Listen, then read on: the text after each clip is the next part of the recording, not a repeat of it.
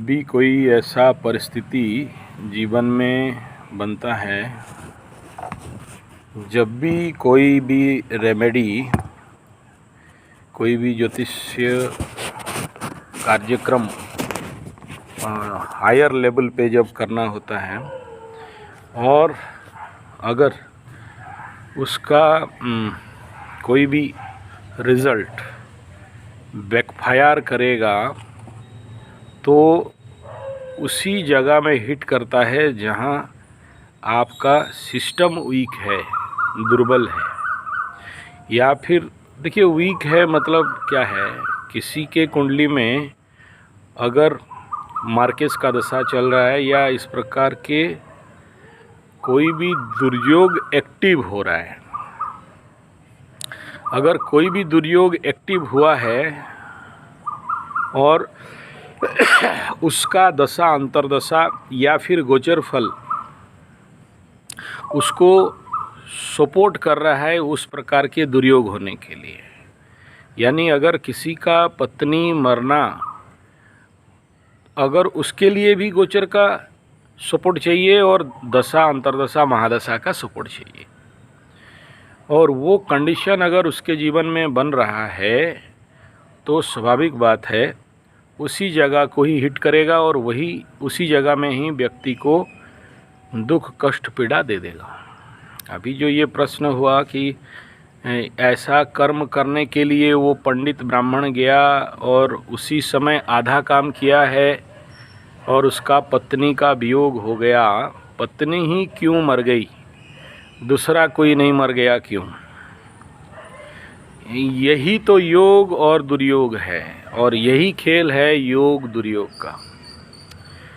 जब भी वो, जैसे एक सामान्य उदाहरण है, अगर शनि के 7:30 के समय किसी का भी जन्म नक्षत्र के ऊपर शनि बाबा का गोचर हो रहा है तो जनरली डिपेंड करता है, उसका पहला 7:30 है, दूसरा 7:30 है, तीसरा 7:30 है।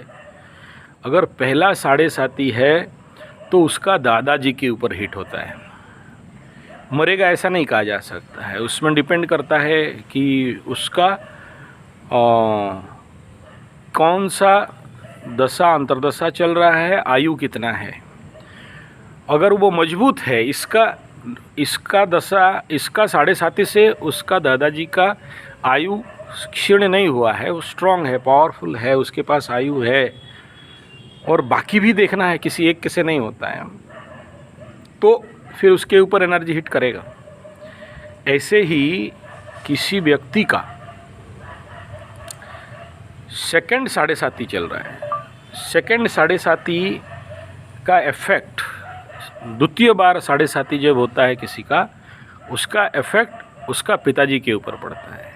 और मैक्सिमम को देखा हूँ, जब भी बड़ा बेटा का 7:30 का जन्म नक्षत्र में शनि बाबा का गोचर होता है तो उसका पिताजी के ऊपर उसका इफेक्ट आता है। हो सकता है बीमार पड़े, हो सकता है और भी बहुत सारे, ऐसा नहीं है कि केवल बीमार पड़े, मान सम्मान में हानि, या even the extreme condition death भी हुआ बहुत सारे लोगों का।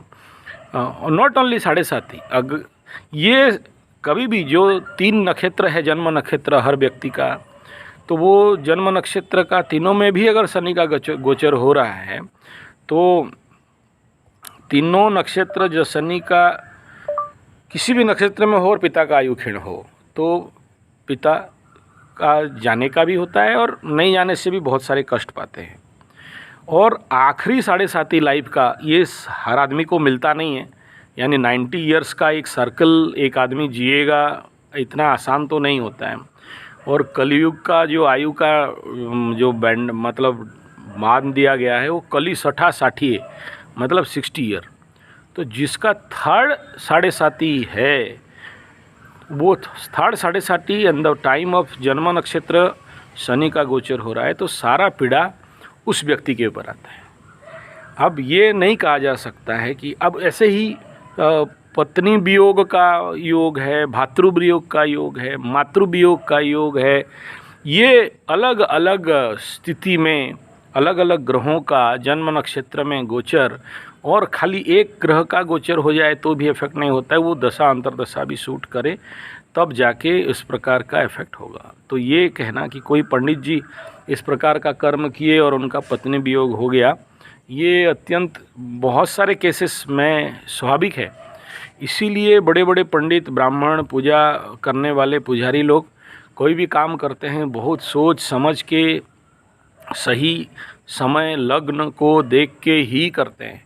और जो पंडित उस प्रकार का नहीं देखता है और करने लग जाता है और कर दिया, और वो उतना पावरफुल एनर्जी है, कोई भी पकड़ लो, किसी का पितृदोष निवारण के लिए काम कर रहा है या किसी प्रकार का पूजा पाठ कर रहा है, अगर वो उसका इंटेंसिटी को मेजर नहीं किया और कूद पड़ा किसी भी मतलब इंटेंसिटी को मेजर नहीं करके उस काम में कूद पड़ा और वो काम करने लगा और उसका बैकफायर जोन पे आ गया कोई भी चीज़, तो बैकफायर करेगा और बैकफायर करके किसी भी सिस्टम को हानि पहुंचा सकता है। और जो सबसे बड़ा समस्या कहाँ होता है, जब भी ये ब्राह्मण पंडित लोग कहीं ना कहीं से लोभ परवश हो जाएं और काम करें तो समझना कि बच गए तो बच गए, उनका उतना पुण्य बल है, मजबूती है, बच गए तो बच गए, नहीं तो बेटा बुरी तरह फंसता है। अभी ये जो पंडित का बीवी वियोग का बात कर रहा हूँ, वो मेरे को 2 दिन पहले फ़ोन करके पूछ रहा है, महाराज आप तो ज्योतिष आदमी, हम तो कर्मकांडी। बोला मैं भी कर्मकांडी, मत बोलो, हम भी पंडित नहीं। मैं ये पूछ रहा था कि जिस कटोरा का बात बोल रहे हो वो चांदी का कटोरा है, करीब 5-7 हज़ार का होगा, हम उसका पाठ करने के बाद वो चांदी का कटोरा ले सकते हैं? मैं बोला गया पंडित, यू नेवर बिलीव। मैं जिस समय ये मेरे को फ़ोन किया और वो जिस काम के लिए मैं उसको डेपुट किया था, मैं सोचा ये इसका टाइम आ गया है, लेकिन वो तो नहीं गया, उसका बीवी चली गई। ठीक है, तो ये ऐसा ही खेल होता है ज़िंदगी के साथ। ब्राह्मण लोभ किया, अशांति हुआ तो मरा, बनिया लोभ किया, अशांति हुआ तो आगे बढ़ा। तो इसलिए ये बड़ा पिकुलियर सब्जेक्ट है। और ऐसे बहुत सारे ब्राह्मणों को मैं देखा हूँ जो भी लोभ किए अपने कर्म में, पैसा के क्षेत्र में लोभ किए, या जैसे एक जगह में सोने का सांप दान करवा रहा था, ऐसा कुछ दोस्त था निवारण करने के लिए। बोला आप नहीं कर रहे हो, क्या बात है? बोला मैं नहीं कर रहा हूँ, क्या बात है, तुम समझोगे क्या है? क्या है, आपको लोभ नहीं है क्या? बोला भगवान इतना दिया है कि प्रभु कृपा से लोभ नहीं है। नहीं, इतना पैसा दक्षिणा हमें दिला रहे हैं और आपको तो नहीं देख रहे हैं कि आप तो धोती लेने के लिए भी मना कर रहे हो। बोला हाँ मैं मना कर रहा हूँ, तुमको लेना है तुम यजमान से अच्छा से लेना, और क्या क्या लेना है बोलो, मैं बोल देता हूँ, यजमान दे देगा। यजमान का तो फट रहा है, वो तो देगा ही, कहाँ जाएगा? ठीक है, तो वो बड़ा खुश, बोला मेरे पीछे बहुत दिन से पागल था ना, जितना पूजा पाठ है उसको दिला देता हूँ। मैं बोला देख, मुझे पहले सोचना पड़ता है, किसी को कोई भी दान दक्षिणा करने से पहले मैं ये देखता हूँ कि ये पंडित का कैपेसिटी कितना, औकात कितना, त्रिसंध्या गायत्री कर रहा है नहीं कर रहा है, पाठ कर रहा है नहीं कर रहा है, और ये इस प्रकार का दान को झेल पाएगा या नहीं। लेकिन वो पंडित मुझे पता है नहीं है, लेकिन मेरे पीछे पड़ गया, नहीं मेरे को तो सोने का सांप दे दो। ठीक है, ले तो गया और उसके बाद जो नहीं होना चाहिए उसके साथ हो गया। तो इसीलिए जो भी दान दक्षिणा और पूजा पाठ, कर्मकांड, ज्योतिषीय बड़े बड़े रेमेडीज़, इस प्रकार के इंटेंसिटी को बिना स्टडी किए वो काम करना, वो कहीं ना कहीं आपको या आपके फैमिली के किसी को हिट कर सकता है, उसका परिणाम भुगतना पड़ सकता है। वो डिपेंड करता है कि यजमान का दोष दंड कितना है और उसको आप किस कंडीशन पे, रेमेडी पे या किस कंडीशन पे प्रायश्चित कर्म में लेके जा रहे हो, यही है। इसलिए ये नहीं पूछना कि बीबी ही क्यों इफेक्ट हुई, बच्चे क्यों इफेक्ट हुए। होते हैं, उड़िया में है मीनो मारंती ही न जाती नरके पड़ंती पुत्र नाती। अब मछली तो बाप मारा, बेटा बेटी नरक में क्यों पड़ गए? ठीक है, तो पितरों का कर्म का परिणाम भी आगे चल के अगला पीढ़ी तक पहुंच जाता है और जिसका परिणाम अति प्रचंड होता है। कल गया था एक केस में, लड़का का 40 साल, लड़की का 42 साल, अब तक शादी नहीं हुआ है। अभी तक घर में एक भी बेटा बेटी का शादी नहीं हुआ है, ऐसे ही उथरा सिंह बन के बैठे हुए हैं। क्या परिणाम हो गया? यही है, यही सब। अच्छा, उस परिवार में दूसरा घर जिनका शादी हुआ, कोई विधवा हो गई, जवानी में विधवा हो गई। आज का 12:30 बजे का केस है।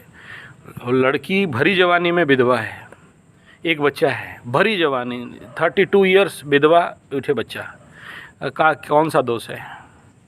और वो परिवार पूरा इसी प्रकार पीड़ित है। और जब तक वो पूर्ण कर्म को रेमेडी में नहीं कन्वर्ट करते और उसमें उछल कूद करेंगे तो ऐसा दंड तो भुगतना पड़ेगा, कोई नहीं रोक सकता उसको।